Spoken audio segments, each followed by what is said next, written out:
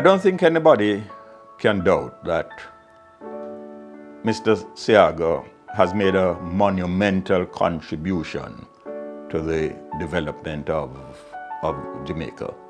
We didn't always see eye to eye. We had differences of views on many areas. We had conflicts in several areas, not surprisingly.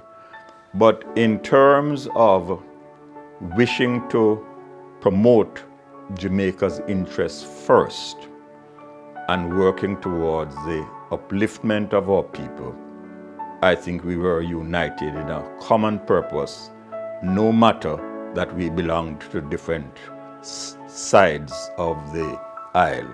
He fashioned a number of institutions which would ensure that there was a preservation of our rich cultural legacy, that diversity was promoted, and that our creative talents would be allowed to flower. For me, what stood out was how he set about building institutions and trying to ensure that he established entities that would be around for generations and that would stand the test of time and that would shape the very Jamaica as we know it. Institutions like the Stock Exchange and looking at the whole redevelopment of downtown Kingston, you realize he has always been there and always been a critical part. For me, what stood out significantly during my research was that he never only focused on political activity, and that some of his greatest achievements, you could see them as non-political activity. The Honorable Edward Seaga started the Heart Trust in 1982 in a bid to stem the level of unemployment among young persons in Jamaica. And I'm proud to say that I'm one of the first students to have gotten into one of the academies. Heart was my lifeline, and I can also tell you that it was the lifeline for a lot of us young Jamaicans. As the legacy of Mr. Seaga, I think it's the jewel in the crown of contributions that he gave to Jamaica. He was action-oriented. And I think Mr. Seaga being action-oriented and leaving that ethos in the party, it said to me that if I'm going to become a member of the Labour Party, I have to be action-oriented. I should also make mention of his work as a parliamentarian. Prior to 1962, nobody had ever won the constituency of West Kingston twice. Mr. Seaga won it on 9 consecutive occasions. And that is a reflection of the work which he did in the constituency and the loyalty with which he was rewarded for those efforts. Mr. Seaga's input has been overwhelming. Players have gone overseas and performed exceptionally. Ricardo Fuller, Jermaine Johnson. The latest one is Dean Kelly. He has had a great stint in the USL and he came through Tivoli, and Mr. Seaga had pushed him for him to excel, and he has really excelled and done well for himself. He's a unique individual, and it's going to be very hard for anyone to really fill those shoes. In Parliament, he was outstanding.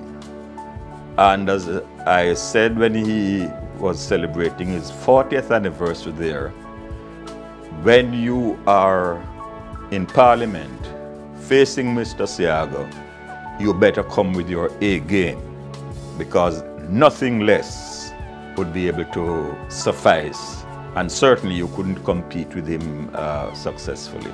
By the end of our periods in political life, he retired 1 year before I did.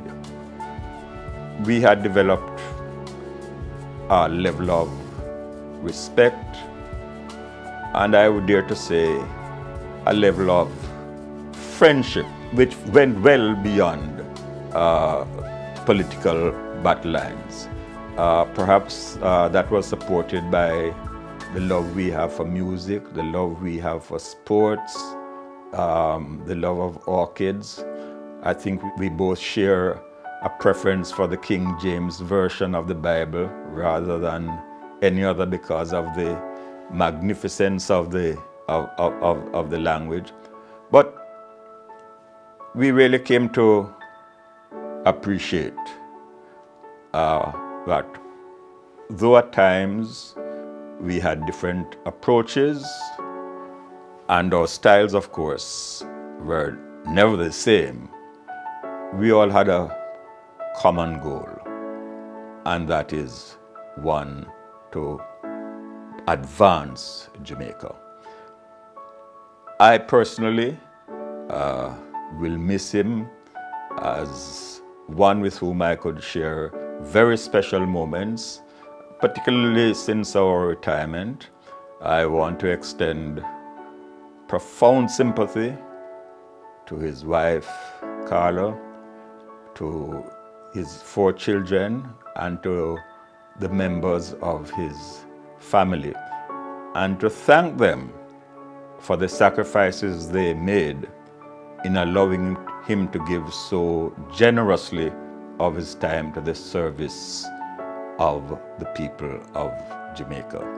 I would also include in that, in a very special way, the constituents of West Kingston, whom he served so faithfully and so well, the leadership and his colleagues in the Jamaica Labour Party, and to hope that we will work to build as a nation on the legacy he leaves behind.